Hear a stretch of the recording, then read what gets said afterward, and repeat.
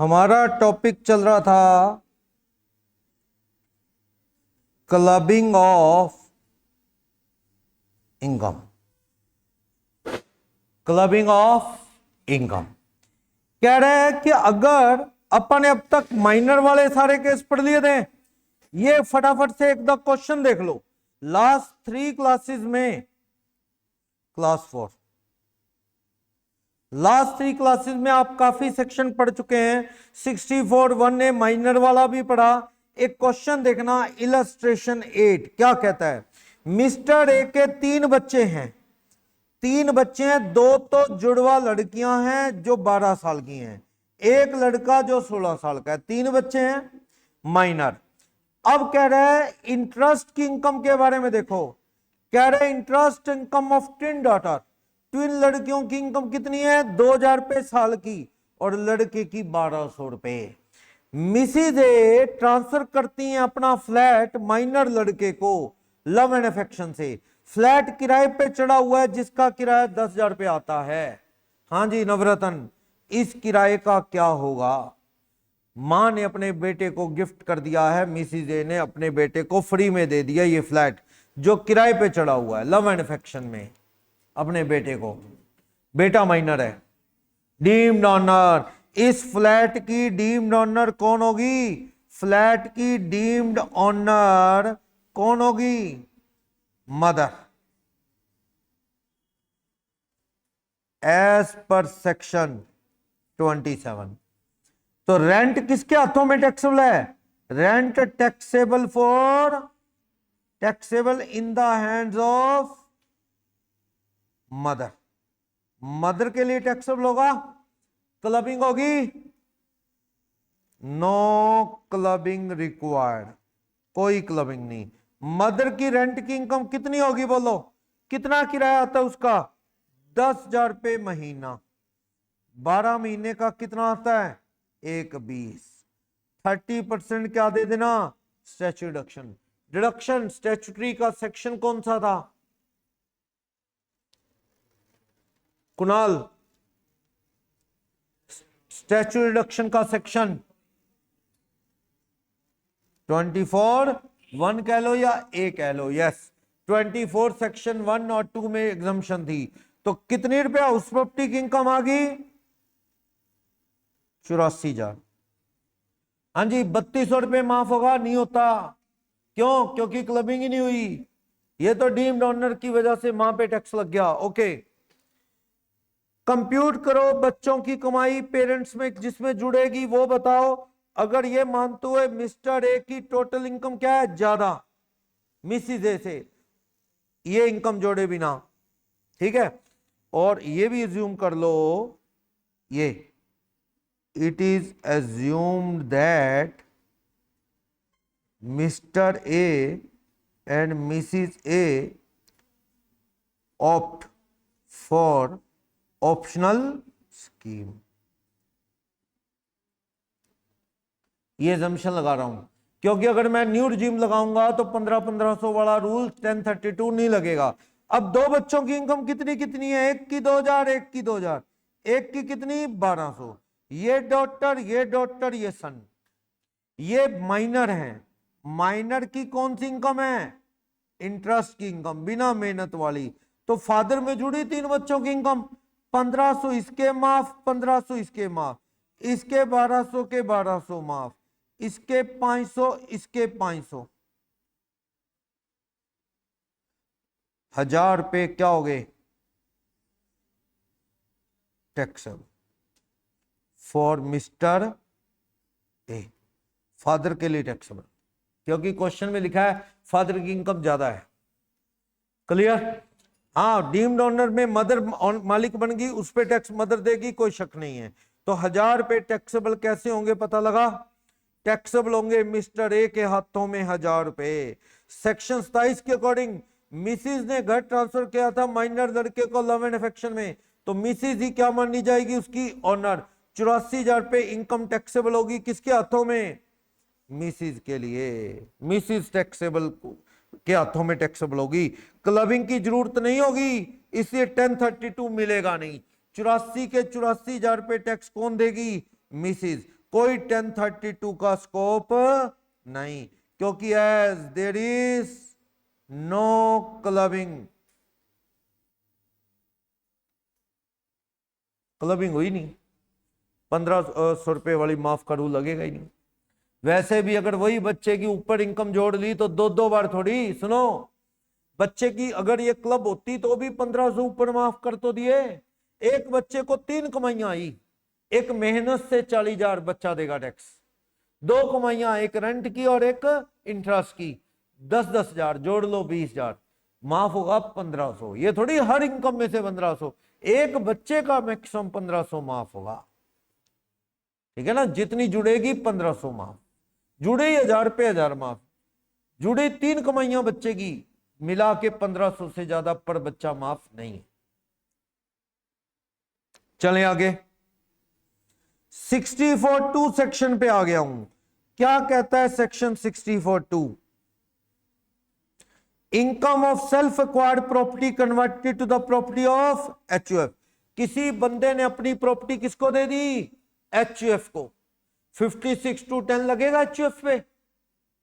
सुनो, Ram member of HUF, परिवार का एक मेंबर है राम, राम ने अपना घर किसको दे दिया? अपने एचयूएफ को। हाउस या कोई और चीज ट्रांसफर कर दी विदाउट कंसीडरेशन। राम ने प्रॉपर्टी किसको दे दी? अपने परिवार को। परिवार पे 56(2)(10) लगेगा?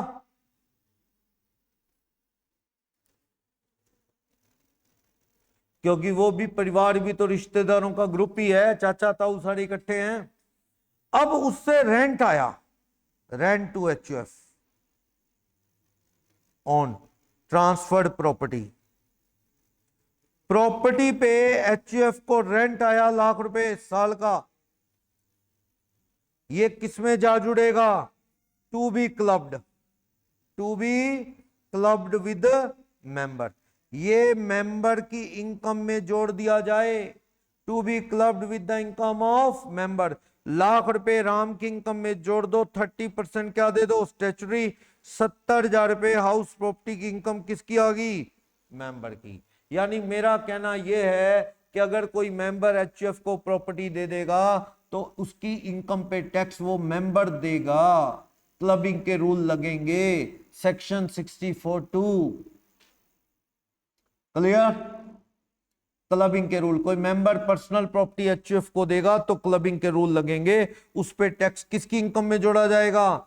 उसको मेंबर ट्रांसफर की इनकम में जोड़ा जाएगा। बट एक और पंगा, कल को एचयूएफ टूट गया, आपने प्रॉपर्टी दी, वो प्रॉपर्टी जिस एचयूएफ को दी अपने परिवार को, परिवार टूट गया, उस प्रॉपर्टी के टुकड़े हो गए, जितने टुकड़े खुद को आए, वाइफ को आए, माइनर बच्चे को आए, उस इनकम की क्या होगी? क्लबिंग।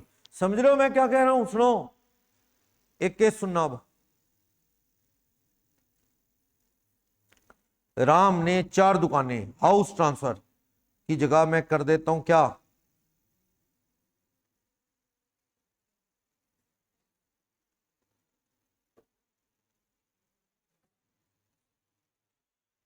पांच दुकानें विदाउट कंसीडरेशन किसको दे दी थी? राम ने।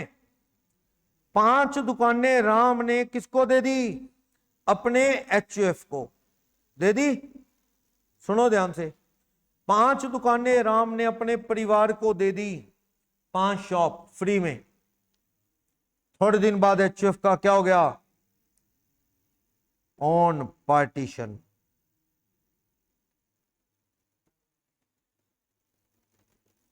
एचयूएफ का पार्टीशन हो गया, एचयूएफ से एक शॉप किसको मिल गई? राम को। एक शॉप किसको मिल गई? मिसिस राम को।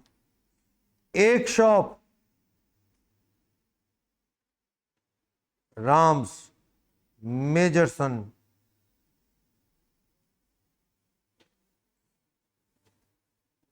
जिसका नाम भी बड़ा रखा है। एक शॉप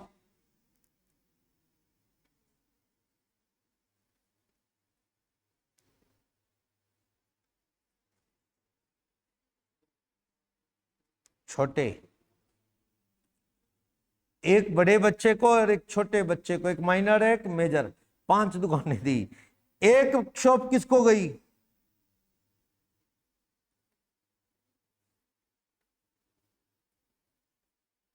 राम के अंकल को मिल गई।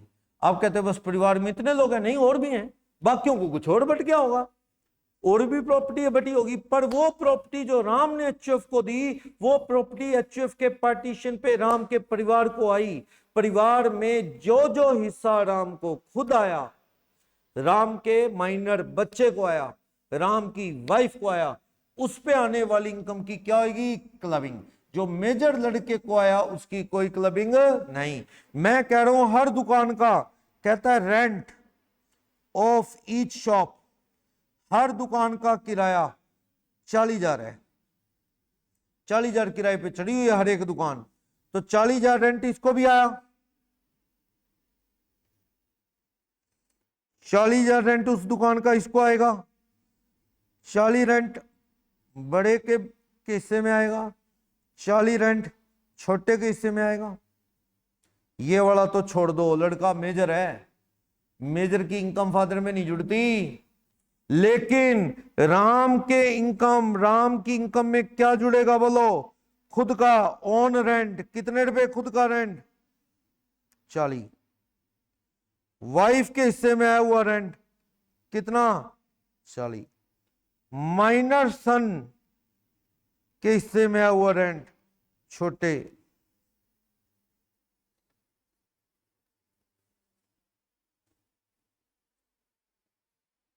एक 20, 1,500 रुपए क्या दे देना ओल्ड रिजीम में? बच्चे की इनकम पे, विदाउट लेबर इनकम है ना क्लब हुई बच्चे की, तो 1,18,500 टैक्सेबल इनकम आ जाएगी। किसकी? राम की।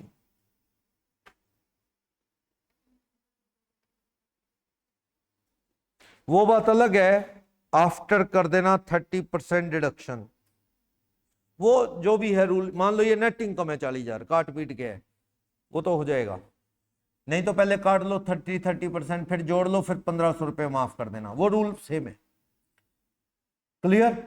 बच्चा क्योंकि माइनर है ना, और ये इनकम बिना मेहनत की है, तो मम्मी पापा जिसकी इनकम ज्यादा है उसमें जुड़ेगी, पर क्वेश्चन में मदर की इनकम बताई नहीं, तो अपने पापा में ही जोड़ दी। अगर यहां क्वेश्चन में बता दे राम से ज्यादा मिसिस राम की पर्सनल लाइफ में इनकम है, तो ये बच्चे की रेंट की इनकम मदर में जोड़ूंगा, मदर 1,500 रुपए माफ कराएगी। सही है? वाइफ और खुद का तो राम देगा। बच्चे की बात यह है माइनर की, कि अगर मदर की इनकम ज्यादा है तो मदर में जोड़ो, फादर की ज्यादा है तो फादर में, क्वेश्चन साइलेंट है तो फादर में ही जोड़ दिया, 1,500 रुपए माफ भी कर दिए। मेजर लड़के की इनकम कोई क्लब नहीं होगी, मेजर लड़का खुद टैक्स देगा। एचयूएफ के पार्टीशन की कहानी पता लग गई? बोलो, एक क्वेश्चन से समझ लो एचयूएफ के पार्टीशन वाली। मिस्टर के ने अपनी प्रॉपर्टी किसको दे दी? जिससे 2 लाख इनकम आती है, एचयूएफ को दे दी। एक ऐसी प्रॉपर्टी जिससे 2 लाख इनकम आती है, एनुअल इनकम किसको दे दी? एचयूएफ को। जिसमें कौन कौन है? के, मिसिस के, मेजर लड़का राम और माइनर लड़का श्याम। एचयूएफ ही बहुत छोटा है, और चाचा तो हुआ ही नहीं। एचयूएफ में खुद, वाइफ, मेजर लड़का और माइनर बच्चा, ओके, उसको दे दी। इससे जो इनकम आएगी उसका क्या होगा? टैक्स राम देगा, ये के देगा, क्योंकि एचयूएफ को दी प्रॉपर्टी। लेकिन कल को एचयूएफ टूट गया तो क्या होगा? अगर फैमिली का पार्टीशन हो गया और ये प्रॉपर्टी चारों में बराबर बराबर बट गई, 2 लाख की इनकम चारों में बराबर बट गई, प्रॉपर्टी चारों में बराबर बढ़ गई, तो इनकम भी नेचुरल है, 4 मेंबर में बराबर बराबर आ जाएगी, 50,000 ईच। खुद की, वाइफ की, माइनर बच्चे की इनकम जोड़ लो, खुद की, वाइफ की, माइनर बच्चे की इनकम जोड़ लो, क्या? 50, फिर वाइफ के 50, फिर किसके 50? माइनर बच्चे के। ये खुद के, ये वाइफ के, ये माइनर सन वाले, 1.5 लाख रुपए हो गए। माइनर बच्चे की इनकम में से 1,500 रुपए की क्या दे दूं? 1032, तो 1,48,500 इनकम होगी राम की। और राम के मेजर लड़के की इनकम कितनी है? 50, वो खुद देगा। बोलो, अगर उल्टा एचयूएफ मेंबर को दे दे तो उस पे क्लबिंग के रूल नहीं लगते, यानी उस केस में भी टैक्स कौन देगा? मेंबर। यानी एचयूएफ अपने मेंबर को फ्री में प्रॉपर्टी दे दे तो उस पे भी क्लबिंग के रूल नहीं है, टैक्स किसको देना है? मेंबर को ही देना है। मेंबर एचयूएफ को दे दे तो उस पे क्लबिंग के रूल है, टैक्स किसको देना है? मेंबर को। चले सोच के बताओ सेक्शन 61 और 64 में क्या फर्क था? 61 तो कहता था रिवोकेबल ट्रांसफर में क्लबिंग के रूल होंगे, 64 ऐसे नहीं बताता था रिवोकेबल इरिवोकेबल, वो तो कह रहा था वाइफ को इनकम आई तो हस्बैंड में, सन वाइफ को सेट ट्रांसफर दी तो वहां रिवोकेबल इरिवोकेबल वर्ड कहां था? तंग करने के लिए कह दे कि भाई हस्बैंड ने इरिवोकेबल ट्रांसफर प्रॉपर्टी का सन्स वाइफ को कर दिया इरिवोकेबल, और बच्चा घबरा जाए कि भैया ये तो इरिवोकेबल है, क्लबिंग नहीं होगी। होगी, वहां रिवोकेबल हो चाहे इरिवोकेबल, हस्बैंड वाइफ या वाइफ हस्बैंड या father in law mother in law sons wife को गिफ्ट दे तो कोई क्लबिंग के रूल अलग हैं, चाहे मैटर रिवोकेबल ट्रांसफर है चाहे इरिवोकेबल। हाँ जी, इधर जिया बताएंगी। बहू ने सन्स वाइफ ने मदर इन लॉ को फ्री में घर दे दिया, सन्स वाइफ को father in law mother in law देंगे तो 6416 लगेगा, क्लबिंग होगी, father in law mother in law में जुड़ेगा। लेकिन यहां उल्टा हुआ है, सन्स वाइफ ने अपनी मदर इन लॉ को फ्री में घर दे दिया जिससे 2 लाख किराया आता है। क्या 2 लाख किराए पे मदर इन लॉ टैक्स बढ़ेगी या वो सन्स वाइफ में आके जुड़ेगा, क्लबिंग होगी? क्या कहते हो? क्लबिंग नहीं होगी, मतलब सन्स वाइफ ने मदर इन लॉ को घर दे दिया, क्लबिंग नहीं होगी? नहीं होगी, नहीं होगी, सन्स वाइफ को देने पे है, उल्टा नहीं है। हस्बैंड वाइफ में स्पाउस वर्ड इसीलिए है, वहां वाइफ वर्ड नहीं है, वहां क्या वर्ड है? स्पाउस। तो वाइफ हस्बैंड को, हस्बैंड वाइफ को दे, दोनों केस में क्लबिंग है। लेकिन यहां सन्स वाइफ वाले में ऐसा, क्लियर? बोलो। वैसे ये वाला जो टॉपिक अब पढ़ने जा रहा हूं ना, सेक्शन 65 है, आईसीआई ने बुक में हटा दिया, लेकिन फिर भी मैं आपको बता रहा हूं, आप इसे रीड ओनली जरूर कर लेना, रीड ओनली। एग्जाम में क्वेश्चन तो नहीं आना, लेकिन ये नॉलेज के लिए बहुत जरूरी है। समझो बात क्या है, हस्बैंड ने वाइफ को कोई एफडी दी, एफडी का इंटरेस्ट फ्री में दी, एफडी का इंटरेस्ट किस में जुड़ेगा? हस्बैंड में। टैक्स कौन देगा? हस्बैंड। लेकिन हस्बैंड टैक्स देता इससे पहले शहर छोड़ के भाग गया, वाइफ को भी छोड़ गया, शहर भी छोड़ गया, फरार है, टैक्स दिया ही नहीं। इनकम टैक्स वाले कहते कहां है तेरा हस्बैंड, हमने टैक्स लेना है। वाइफ कह रही ढूंढो तो बता देना, मुझे तो खुद नहीं मिल रहा कहीं, बहुत ढूंढ लिया। क्या करेंगे? क्या वाइफ से टैक्स मांग सकते हो?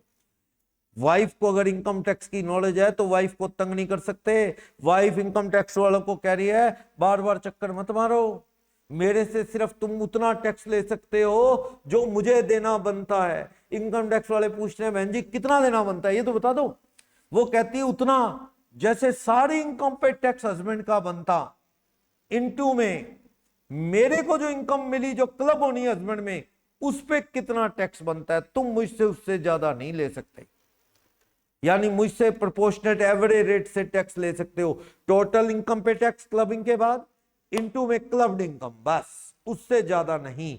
इससे ज्यादा मांगा तो मैं कोर्ट में जाएंगी और जज फिर आपकी रेल बनाएगा। इसलिए क्या है, परेशान मत करो मुझे। पढ़ो क्या रूल है। अगर कोई एसेट वाइफ को ट्रांसफर की या वाइफ ने हस्बैंड को ट्रांसफर की, क्लबिंग के रूल लग गए, टैक्स ट्रांसफर देगा। लेकिन सेक्शन 65 कहता है ऑफिसर टैक्स की डिमांड कितनी कर सकता है? ये सेक्शन 65 कहता है वो कर सकता है डिमांड ऑफिसर, क्या नोटिस दे सकता है प्रोपोर्शनेट एवरेज रेट से टैक्स। एक कंसेप्ट क्वेश्चन से समझ लो, इससे एग्जांपल है, मिस्टर ए ने एक घर बी को ट्रांसफर किया, रिवोकेबल ट्रांसफर, कैंसिल करने वाला ट्रांसफर, किसको? बी को। यहां वाइफ भी नहीं है, यहां कोई दोस्त है, तो वही बात, रूल वही है, क्लबिंग होगी, मतलब टैक्स कौन देगा? रिवोकेबल ट्रांसफर में ट्रांसफर। तो क्या अगर ए भाग जाए तो बी से इनकम टैक्स कितना मांगेगा? प्रोपोर्शनेट। चलो, ए ने बी को रिवोकेबल ट्रांसफर किया ना, गलत ट्रांसफर, सेक्शन 62 कहता है ये रिवोकेबल ट्रांसफर है, सेक्शन 61 62 इरिवोकेबल। तो रिवोकेबल ट्रांसफर किया तो क्लबिंग होगी, मतलब टैक्स कौन देगा, ए देगा। इनकम आई उस प्रॉपर्टी से 1,20,000 सोल्व करके दे रखी है। रेंट वर्ड नहीं है, वर्ड क्या देखो, इनकम, यानी कहने का मतलब 30% काट पीट के खर्चे काट के इनकम दे रखी है। मिस्टर ए की और कमाई कितनी है, 550 जोड़ना। मिस्टर ए की और कमाई कितनी है, एक तो clubbed income, clubbed income of house property, house property की इनकम कितनी, 1,20। मिस्टर ए भरेंगे टैक्स, बी को रिवोकेबल ट्रांसफर किया था, ये कौन सी इनकम है, revocable transfer to B, 1,20, revocable transfer to B 1,20 plus other income कितनी है की, अदर इनकम, अदर इनकम 5.5, कितनी होगी इसकी total income, taxable income of a 670, 670 पे टैक्स बनाना कितना बनता है, मानो ओल्ड रजीम, ओल्ड रजीम मतलब ऑप्शनल रजीम, लगाओ जी 670 पे टैक्स लगाओ,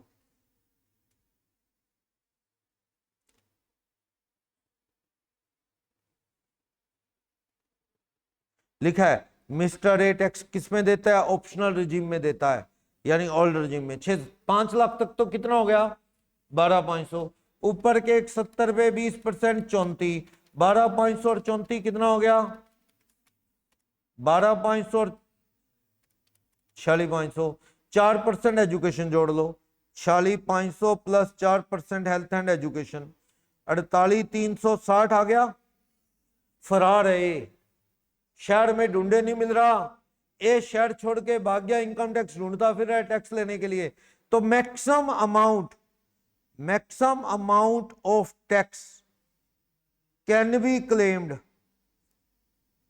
क्लेम्ड फ्रॉम बी से कितना टैक्स मांगा जा सकता है, 48,360 टैक्स है कितने की, 670 पे, 670 पे एवरेज टैक्स है, इनटू क्लब्ड इनकम कितनी है, क्लब्ड इनकम जो बी में जुड़ी 1,20, बी कहता जी मेरे पास तो उसके 1,20 पड़े हैं तो उस पे टैक्स ले लो, 48,360 670 पे 1,20 पे कितना, 8661, बस मैक्सिमम, इससे ज्यादा मुझे तंग किया तो कोर्ट में बुलाऊंगा तुम्हें, 8661 लो।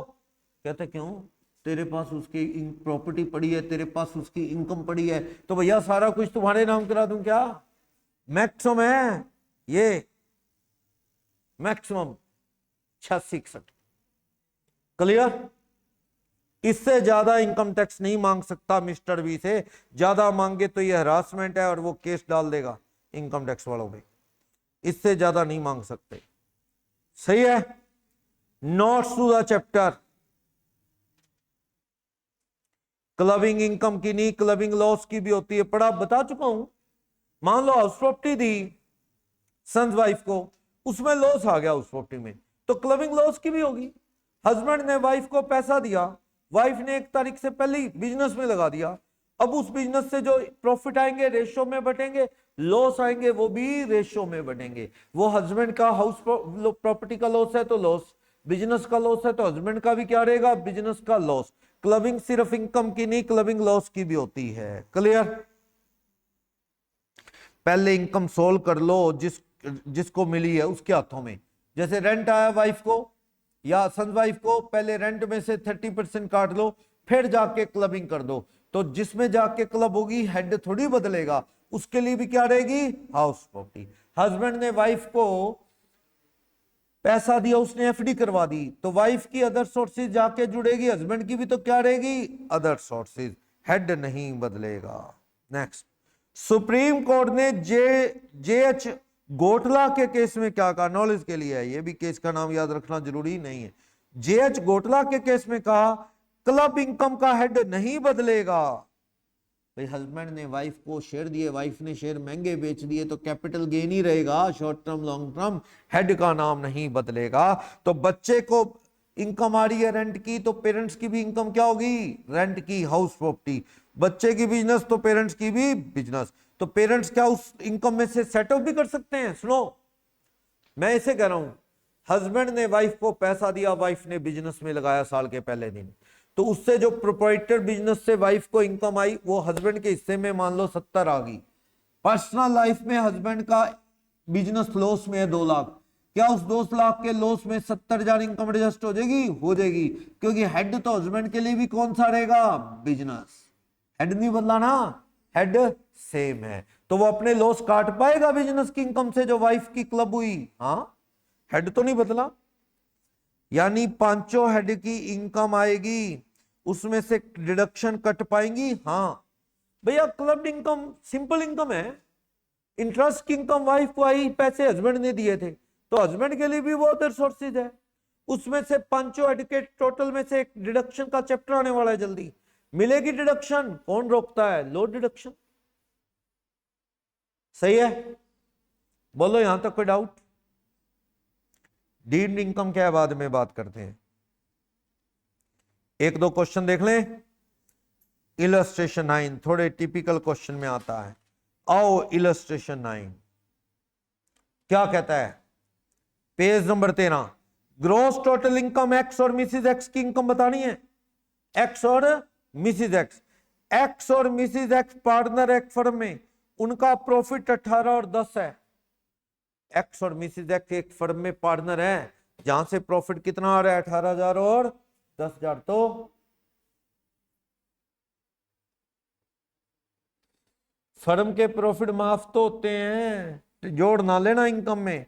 क्या है? 10 अंडर सेक्शन 10(2)(a) फर्म के प्रॉफिट क्या होते हैं? फर्म के प्रॉफिट पार्टनर के हाथों में क्या होते हैं? Exempt in the hands of partner. हाँ, सैलरी इंटरेस्ट आएगा वो पीजीपीपी में जाता है, because there is no relationship of employer and employee existed between two, उनके बीच में एम्प्लॉयर एम्प्लॉय का रिश्ता नहीं है। माफ है ना ये? आगे चलो, कहते हैं इनका 16 साल का लड़का है जो किसी और फर्म में पार्टनर बन गया, 8,000 प्रॉफिट आ रहे हैं। हाँ जी, प्रॉफिट आ रहे हैं, ये तो माफ ही होते हैं प्रॉफिट, तो प्रॉफिट ऑफ फर्म क्या होते हैं? अंडर सेक्शन 10(2)(a) माफ होते हैं। जब माफ ही होते हैं तो उसे क्लब करके करोगे क्या? माफ ही है। लेकिन बच्चे को इंटरेस्ट ऑन कैपिटल आ रहा है 18,000, और ये कैपिटल इन्वेस्ट की थी बच्चे ने अपना पैसा। अपने पैसे का कोई मतलब नहीं है, बताया था ना, एक्टिंग करके भी कमाए वो इन्वेस्ट करेगा, तो वो मेहनत के बिना की इनकम है, इससे कोई फर्क नहीं पड़ता। ये कंफ्यूज करने के लिए दे रखा, अपना पैसा है। ये 18,000 पे टैक्स कौन देगा? Mummy papa, who have greater income.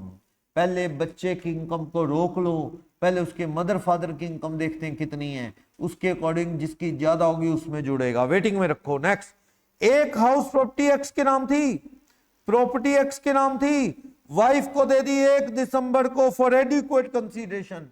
Free में नहीं दी, पैसा दे के बेची है, फॉर एडिक्वेट कंसीडरेशन। प्रॉपर्टी किराए पे चढ़ी हुई है 3,000 रुपए महीना, यानी 8 महीने मालिक इस प्रॉपर्टी का हस्बैंड है और 4 महीने मालिक वाइफ है, क्योंकि फ्री होती तो डीम्ड ओनर हस्बैंड बन जाता, ये पैसे दे के लिए। तो इसका मतलब बताओ मुझे, यहां क्वेश्चन नंबर कौन सा है? ये 9, इलस्ट्रेशन 9 में मिस्टर कौन है? ये एक्स, दूसरा उनकी मिसिज एक्स। बोलो, बच्चे की इनकम बाद में देखूंगा, क्या? प्रॉपर्टी की इनकम बोलो, प्रॉपर्टी की इनकम।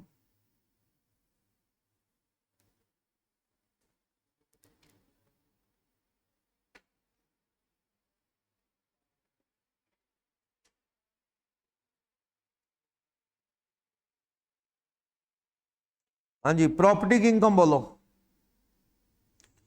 कितने महीने मालिक है हस्बैंड? 8 महीने। 1 दिसंबर से वाइफ मालिक बन गई, 3,000 रुपये महीना किराया है 8 महीने का, कितना? 24। उसके बाद ये रेंट की इनकम किसको आएगी? वाइफ को। कितनी आएगी? 3,000 रुपये महीने के हिसाब से 4 महीने वाइफ को इनकम आएगी कितने रुपए? 12,000। सही है, 8 महीने। इसमें से स्टैच्यू डिडक्शन भी दे दो, भूलना जाना, स्टैच्यू डिडक्शन कितनी दे दूं 30%। वाइफ की इनकम होगी 8400, हस्बैंड की इनकम 24,000 में से 30% कम करके 16,800। चले आगे। डिबेंचर, लाख रुपए के डिबेंचर, लाख रुपए के डिबेंचर और 80,000 के डिबेंचर 2 साल पहले खरीदे, किसके नाम, एक्स के नाम और वाइफ के नाम। यानी एक्स के नाम कितने के डिबेंचर हैं 1 लाख, वाइफ के नाम कितने के डिबेंचर है 80, ऑन विच इंटरेस्ट 14% लगता है। वाइफ ने पास्ट में 50,000 हस्बैंड को दिए थे कि लो जी डिबेंचर खरीद लो। वाइफ सोच रही अच्छा नहीं लगता आपके नाम डिबेंचर कम और मेरे नाम ज्यादा हो। वाइफ ने 50,000 रुपए पास्ट में किसको दिए, हस्बैंड को, के लो डिबेंचर खरीद लो। तो ये डिबेंचर हस्बैंड के नाम जो दिख रहे हैं ना, कितने के 1 लाख, वो 1 लाख के नहीं 50 के, 50,000 के डिबेंचर वाइफ के हैं, वाइफ ने पैसा दिया। तो हस्बैंड में इंटरेस्ट ऑन डिबेंचर कितना आएगा बोलो, सिर्फ लाख रुपए में से 50,000 के डिबेंचर वाइफ के हैं जी, क्लबिंग होगी 50 का 14%, 7,000। ठीक है, वाइफ की इनकम में कितना जाएगा इंटरेस्ट ऑन डिबेंचर, क्या 80 तो खुद के नाम है, 50 हस्बैंड वाले हो गए ना, वो उस पे टैक्स कौन देगा वाइफ, 31 का 14% कर लो, 31 का 14%, 18,200।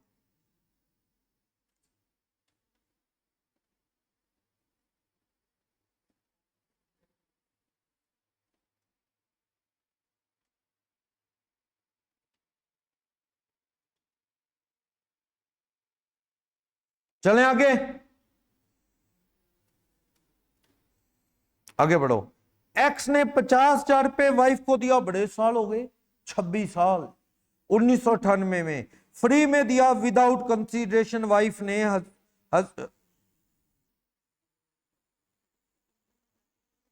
हस्बैंड ने वाइफ को 1998 में 50,000 रुपए दिया, which was given as a loan by her to Y. Husband ने वाइफ को दिया, वाइफ ने ये पैसे किसको दे दिए, वाई नाम के आदमी को लोन पे। पिछले सालों में वाइफ ने 20,000 रुपए इंटरेस्ट कमाया पिछले सालों में, वो भी वाई को लोन दे दिया।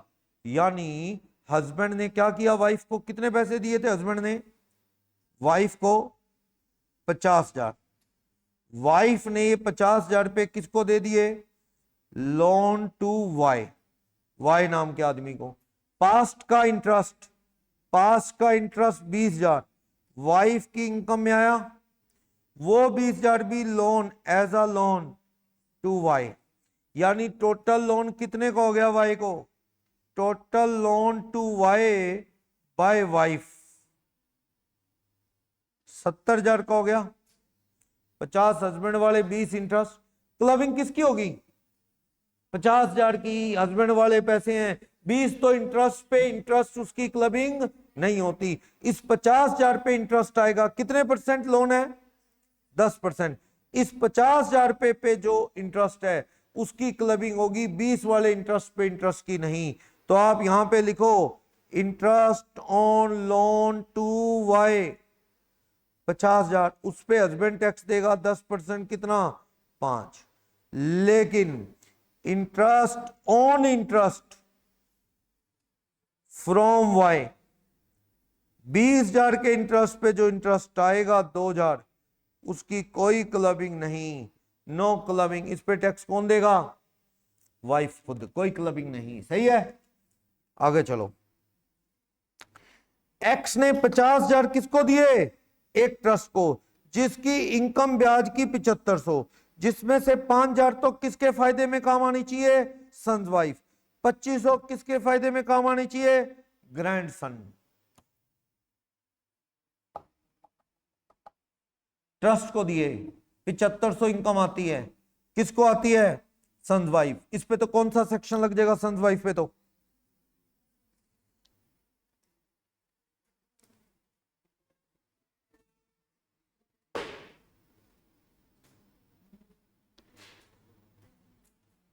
$64,108 कि थर्ड पर्सन को सन्स वाइफ के फायदे के लिए दिया, तो 6418 लग जाएगा जो एक्स ने दिया है, तो एक्स की इनकम में जुड़ जाएगा।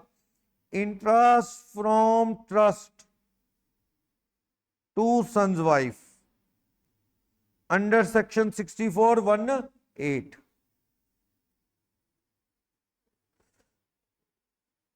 क्लबिंग के रूल लगेंगे, लगेंगे। कितने रुपए? 5,000। सही है, बोलो कोई डाउट?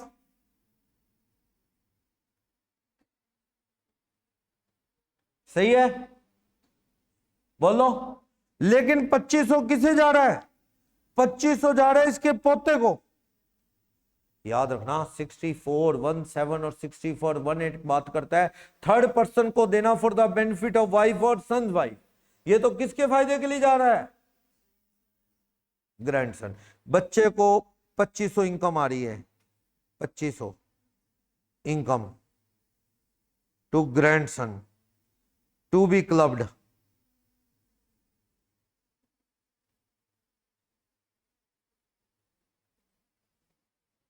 ये इनकम उसके मम्मी पापा में जोड़े ना, बच्चे की बिना मेहनत वाली।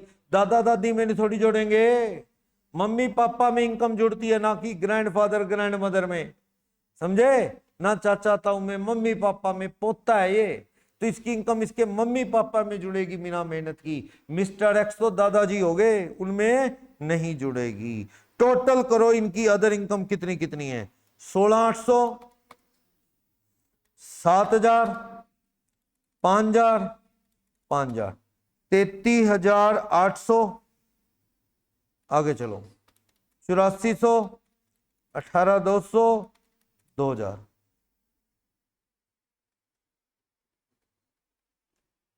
है। अब आ जाओ, इनकी बाकी कमाइयां तो आ गई। बच्चा 16 साल का, एक फर्म में पार्टनर है, 8,000 प्रॉफिट ले रहा है। वो प्रॉफिट तो क्या है? माफ 10 टू ए में। लेकिन वहां से ब्याज ले रहा है, वो तो बिना मेहनत की कमाई है। किसमें जोड़ू 18,000?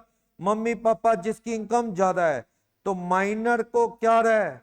Minor interest on capital from firm, from partnership firm, club हो जाएगी अंडर सेक्शन 64(1)(a। बच्चे की बिना मेहनत की कमाई क्लब होगी। अब पेरेंट्स न्यू रिजीम को ऑप्ट कर रहे हैं, ओल्ड को, वो देख लेते हैं क्या लिखा है। लिखा नहीं तो मैंने जूम कर लिया। They are opting to shift from default regime, shift कर रहे हैं, यानी किस में जा रहे हैं? ऑप्शनल में। तो इसको 10/32 की कितनी दे दो? 1,500 रुपए। तो इनकी टैक्सेबल इनकम कितनी आ गई बोलो? 33,800 प्लस 18,000 माइनस 1,500, 50,300। इसकी मदर की कितनी आ गई? 28,600। समझ आया क्या? बोलो। इंपॉर्टेंट क्वेश्चन है ये। 10B और 11B।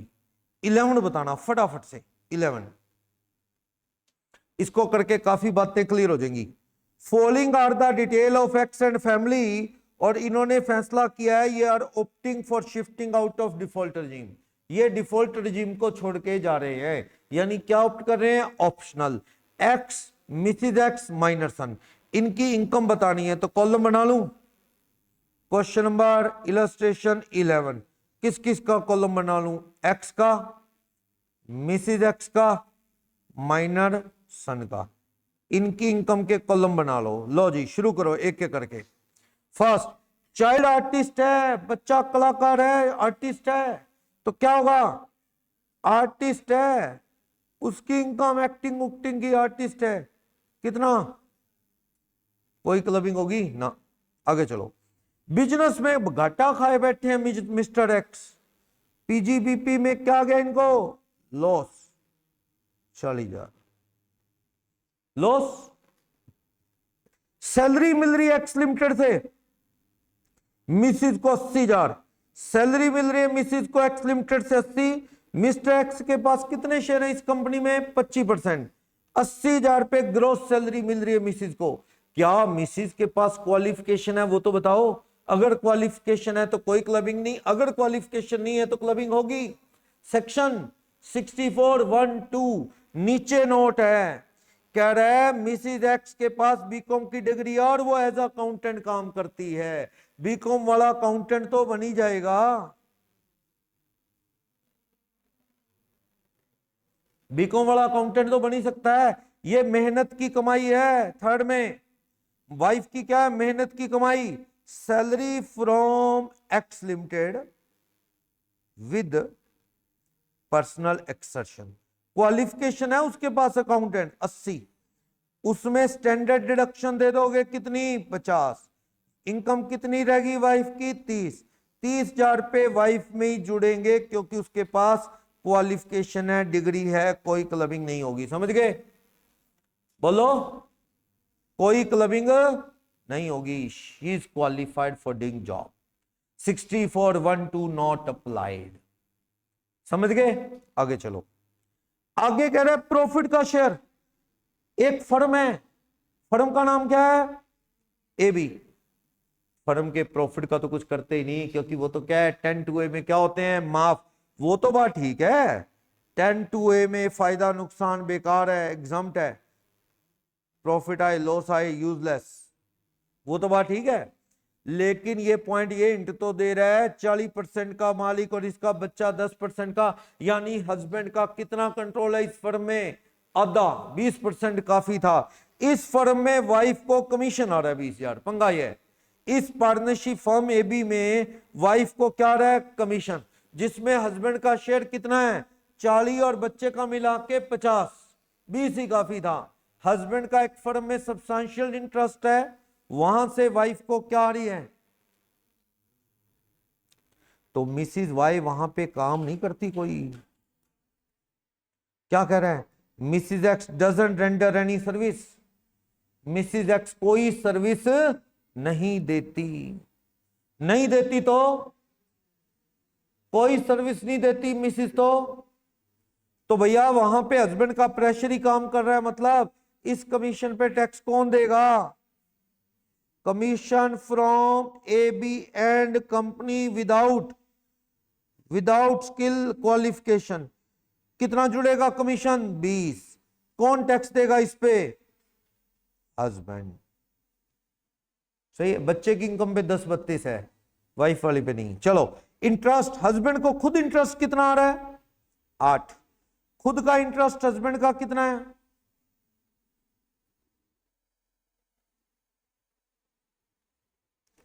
8,000 तो खुद वाला है, ठीक है। वाइफ को इंटरेस्ट 5 आ रहा है, बच्चे को कितना आ रहा है? 4। रुक जाओ, नीचे पढ़ो नोट 3। इंटरेस्ट की इनकम जो मिसिज को आई ना, वो पैसा 40,000 इन्वेस्टमेंट एक्स ने गिफ्ट किया था, वहां से लगाया। 40 वाइफ ने खुद लगाया। इसका मतलब ये जो 5,000 रुपए का इंटरेस्ट है, 5,000, इसको हस्बैंड और वाइफ में 40,000 की रेशो में बांट दो, क्योंकि आधा पैसा किसका है? हस्बैंड का, आधा वाइफ। तो भाई वाइफ का जो इंटरेस्ट है ना, वो 40,000 की रेशो में बांट दो। कितना कितना कितना है? वो 5,000 रुपए का इंटरेस्ट है, कितना बांट दो? 2500 हस्बैंड में आ गया, 2500 वाइफ में आ गया। समझ गए? 80,000 जो लगाया था, आधा हस्बैंड वाला, आधा वाइफ का खुद का है। सही है? आगे चलो। बच्चे का 4,000 किस में जोड़ूं? जिसकी इनकम ज्यादा है जोड़ो। बच्चे की इनकम से पहले कितनी? ये तो लॉस में है। 40,000 माइनस, फिर 20 प्लस, फिर 8 प्लस, फिर 2500 प्लस। ये माइनस में है 9500, ये 32,500। बच्चे की इनकम 60 खुद की, मम्मी पापा से ज्यादा है, लेकिन बच्चे की इनकम बिना मेहनत की, interest income to minor, minor की बिना इंटरेस्ट की इनकम कितने रुपए है? माइनर की बिना इंटरेस्ट की 4,000। सेक्शन 64(1)(a) में किस में जा जुड़ेगी? पापा में, सॉरी मदर में, क्योंकि मदर की इनकम ज्यादा है। लेकिन पर बच्चा 1032 माफ भी तो हो जाता है ओल्ड रिजीम में 1500। तो ये इनकम 9500, ये इनकम 71,000, क्या नहीं 4,000 है। अच्छा, 36,500 माइनस 1500, बोलो कोई डाउट? समझ आ गया?